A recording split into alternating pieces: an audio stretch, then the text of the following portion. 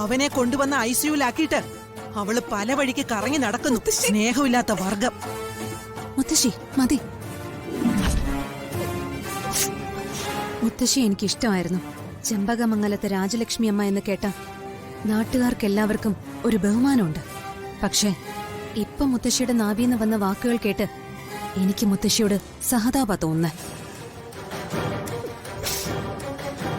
കാർത്തിക്കിനെ ഐസിയുലാക്കിയിട്ട് മീനാക്ഷി ഉത്തരവാദിത്വമില്ലാതെ കറങ്ങി നടക്കുന്ന പോലും. ബൈക്ക് ആക്സിഡന്റിലായ കാർത്തിക്കിനെ ഹോസ്പിറ്റലിലാക്കിയ ഇവള് ഈ സമയങ്ങളിൽ അനുഭവിച്ച വേദനയും ടെൻഷനും ഒക്കെ എത്രയാണെന്ന് മുത്തശ്ശിക്ക് അറിയാമോ?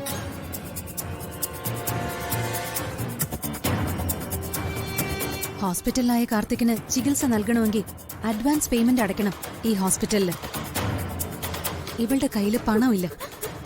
ആരെങ്കിലും ഒന്ന് വിളിച്ചറിയിക്കാനാണെങ്കിൽ മൊബൈലിൽ ചാർജ് തീർന്ന് ഓഫായി പോവുകയും ചെയ്തു.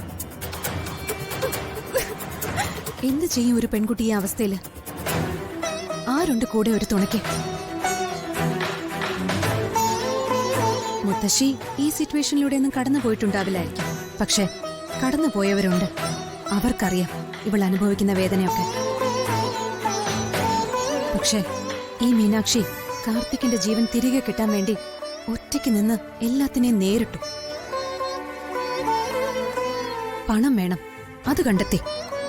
പേഷ്യന്റിന് ബ്ലഡ് വേണം, അതും കണ്ടെത്തി. കാർത്തിക്കിന് ജീവനും തിരിച്ചു കിട്ടി. മുത്തശ്ശിയുടെ കൊച്ചുമകനെ വലിയൊരു ആപത്തിൽ നിന്ന് രക്ഷിച്ച ഇവളെ മുത്തശ്ശി എത്ര വട്ടം ശപിച്ചു. അർച്ചനെ, ഇവളെ ചേർത്ത് പിടിക്കുന്നതിന് പകരം ഇവളുടെ ഹൃദയം കീറി മുറുക്കിയല്ലേ ചെയ്തത് മുത്തശ്ശി? വാത്സല്യം പകരുന്ന നാവിന്ന ശാപം. കാർത്തിക് മുത്തശ്ശിയുടെ കൊച്ചുമകനാണെങ്കിൽ ഇവള് മുത്തശ്ശിയുടെ കൊച്ചുമകള്. അത് മറക്കരുത്. പ്രത്യേകിച്ചും ഇവൾക്കിപ്പോ അച്ഛനും അമ്മയും ഇല്ല എന്നുകൂടി ഓർക്കണമായിരുന്നു. മുത്തശ്ശി വളരെ നല്ലവള്. നല്ലവരുടെ നാവീന്ന് നല്ലതല്ലാത്തത് കേട്ടാ നമുക്ക് സഹിക്കാനാവില്ല.